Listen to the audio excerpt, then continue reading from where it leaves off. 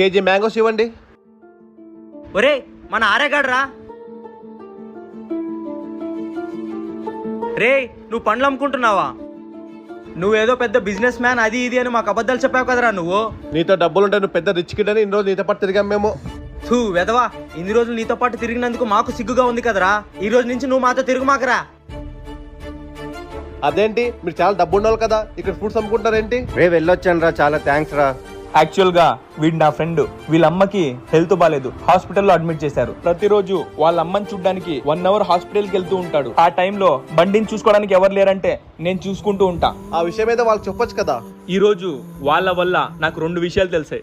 ఒకటి, వీడికి హెల్ప్ చేయడం వల్ల నాకు చాలా సంతోషంగా ఉంది. రెండోది, వాళ్ళు నన్ను కాదు నా డబ్బును చూసి ఫ్రెండ్షిప్ చేశారన్న విషయం నాకు అర్థమైంది. అవునా?